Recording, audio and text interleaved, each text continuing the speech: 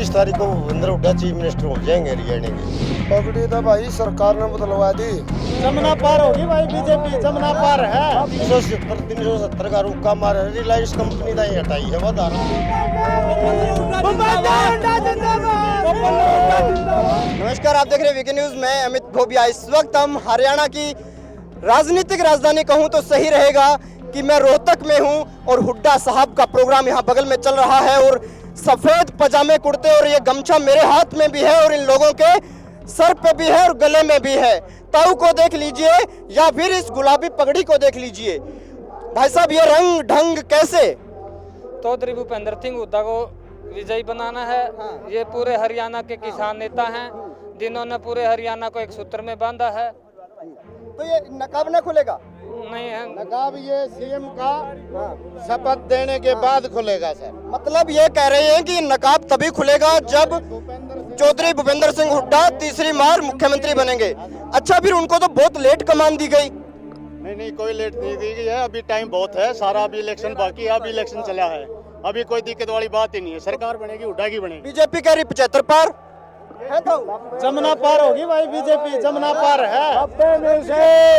90 में से 75 हटा लो, जो बच गया वो 75 पार है इनका।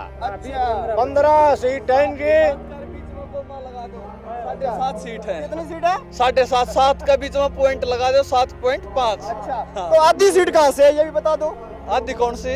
जो ये वाली। तो वो भी बना ले, ये तो इसे है। अच्छा, वैसे बना लें। अच्छा, क्या मुद्दे रहेंगे आपके? मतलब चुनाव किस मुद्दे को लेकर आप वोट दे रहे हैं? विकास के मुद्दे को लेकर जा रहे हैं। अब की बार हमारे बुजुर्ग जितने भी नौजवान साथी हैं, पिछले चुनाव में इन्होंने हमारे बुजुर्गों को 2000 रुपये पेंशन देने का वादा किया था, उसमें भी ये सरकार निकम्मी निकली। इन्होंने हर साल 200 रुपये बढ़ाने का काम किया। हमारे विधानसभा पूरे हरियाणा की बात करूँ तो मैं कितनी भी इंडस्ट्रियल एरिया से भी कंपनियां बंद हो रही हैं, जो इन्होंने चलाने का मुद्दा उठा रखा है। दिल्ली में अगर बात करते हैं ना, जब हम दिल्ली में बात करते हैं तो बात होती है कि भाई 370 हटा दी, अब तो बीजेपी आएगी। 300 हमारे भूपेंद्र हुड्डा जो है, माननीय मुख्यमंत्री दीपेंद्र हुड्डा है, उन्होंने भी समर्थन किया था। उन्होंने इस चीज का मना नहीं किया, पर 370 हटी है। उससे जो बेरोजगारी है, जो हरियाणा में आज लोग भूखे मर रहे हैं, नौकरी नहीं है, बेरोजगारी, पानी नहीं है, बिजली नहीं है, उस मुद्दों को लेकर हम जनता के बीच में जाएंगे। कोई मतलब ये कह रहे हैं कि यहाँ पे बिजली नहीं है, यहाँ पे पानी नहीं है, लेकिन आप देख सकते हैं कि सरकार जो है वो ये दावा करती है कि हमने 24 घंटे बिजली दी, हमने साफ पानी दिया, लेकिन जनता की जानते हैं, जनता ही जनार्दन है, जनता ने ही वोट देना है और उसके करने से ही जो होगा वो ही विजयी होगा। तो ताऊ, क्या रहेगा 24 तारीख को? 24 तारीख को भूपेंद्र हुड्डा चीफ मिनिस्टर हो जाएंगे हरियाणा के। अच्छा, पक्का। तो फिर अभी तक सीटें सुटें बांटने में तो बहुत दिक्कत हो रही थी। आपने एक बताओ, ये तो हो लिया, उधर होली पटली 90 पटली, कोई दिक्कत नहीं, 90 पटली।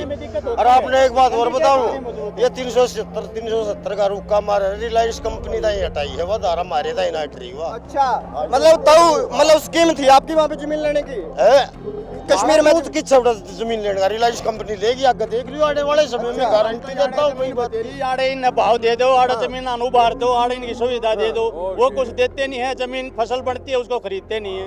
बुनियादी एक आप लोग ना, मैं आपसे 3-4 लोगों से पूछता हूँ, एक मुद्दा बताओ कि किस मुद्दे पे आप वोट दोगे हुड्डा साहब को और किस मुद्दे पे आप ठोकर मारोगे खट्टर साहब को? हम हुड्डा साहब को इस मुद्दे पे वोट देंगे कि लोगों ने पूरे हरियाणा 10 साल उड्डाराज देखा है। उस टाइम पे हमें प्रॉपर बिजली मिलती थी, युवाओं को रोजगार मिल रहा था, जो हुड्डा साहब ने पेंशन का वादा किया था वो पानी रहना, पात रहना, हमारे द्वारा कोई के साधन है भी ले हैं क्या है व्हीकल 5000 का 20,000 ला दे, उन व्हीकल ने छोड़ आवा। हम खट्टर किसान विरोधी सरकार है, इसलिए हम खट्टर सरकार को अब की बार चलता कर देंगे। हरियाणा से बिल्कुल 2 फाड़ बना दिए हैं। समाज का ना कोई समाज का भाईचारा छोड़ा इन लोगों ने।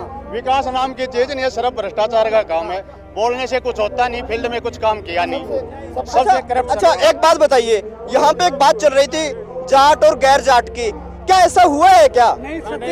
बरादरी भाईचारा हुड्डा साहब के साथ है भाई। नहीं, बीजेपी ने गैर जाट और जाट का किया है? बिल्कुल किया है, इसी वजह से माहौल खराब हुआ है पूरे हरियाणा में। माहौल इन्होंने किसी भी फील्ड में कोई काम नहीं किया है, सिर्फ भ्रष्टाचार खत्म नेताजी किया। आगे, नेताजी नमस्कार। नेताजी नाम बताओ, नाम बताओ। मुकेश राणा नाम है। उससे पहले एक बात था, बीजेपी के आने से पहले और ये दंगा होने के कारण, इससे पहले कहाँ था ये अपना जाट और नॉन जाट का, ये आने से ही आया था। जैसे नाली में पानी आने से पानी कचरा बहता है, वैसे ये भाग ले आए थे। अच्छा, इसी से यह शुरू हुआ था। गैर जाट और जाट की राजनीति यही से शुरू, बीजेपी से शुरू। बीजेपी ने शुरू की। ये कह रहे हैं बीजेपी ने शुरू की, और हम 36 बिरादरी भाईचारे की बात करते हैं। हम वो नहीं है जो लेकिन हम भाईचारे तो हम भाईचारे को तोड़ेंगे। एक बात तो हम ये कहना चाह रहे हैं, हम तो एक बात तो गांव में आज भी बिरादरी साथ रह रहे हैं, बिरादरी हमारा काम कर रही है, हम उनका काम कर रहे हैं। आप करते क्या हो? हम जमींदारा करते हैं जी। जिम्मेदारा करते हो? मतलब खेती बाड़ी करते हो? खेती बाड़ी करते हैं जी। अच्छा, खेती बाड़ी में क्या नुकसान हो रहा है? इसमें सरकार कहने से ये तो कह रही है कि हम तो खरीदारी बढ़ा दी हमने, और यूरिया में सब्सिडी देनी शुरू कर दी। हम बता रहे हैं। देखो एक बात तो आपने नोट किया है, आप पढ़े लिखे इंसान, हम तो बहुत अनपढ़ हैं। ये सरकार आई, उसके बाद 400 रुपए DAP बढ़ गया, और गेहूं का रुपये बढ़ा क्विंटल पे, उसको 50 रुपए 50 किलो में 400 रुपए बढ़ गए।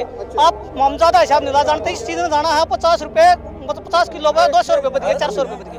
भाई हम इस वक्त हम हरियाणा में हैं, और हरियाणा के लोग खरी बात करते हैं, खरी बात के लिए जाने जाते हैं। जो बात करनी है साफ कहते हैं, और साफ साफ कह रहे हैं कि यूरिया का DAP का भाव अगर 400 रुपए बढ़ा दिया तो उतना भाव हमारी फसलों का बढ़ा देते।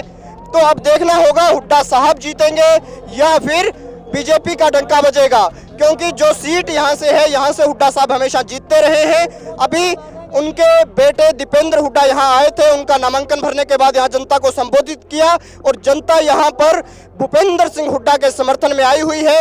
आपको गुलाबी पगड़ी देखने को मिल जाएगी, और आपने देखा होगा पिछले दिनों एक पूरा राजनीतिक समीकरण भी बना था, और इस वक्त ये गुलाबी पगड़ी ताऊ, ये पगड़ी क्यों बदलनी पड़ी? पगड़ी तो भाई सरकार ने बदलवा दी। अच्छा, नहीं वो आपसी गुटबाजी ने बदलवा दी सुने।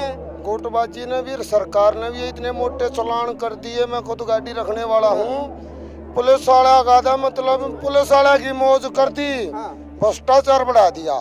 मतलब कह रहे पुलिस वालों की चांदी हो गई। अब देखना होगा कि बीजेपी की चांदी होती है या फिर कांग्रेस की, और देखेंगे दिवाली के दिन किसका दिवाला और किसकी दिवाली। बहुत बहुत धन्यवाद रोहतक की जनता।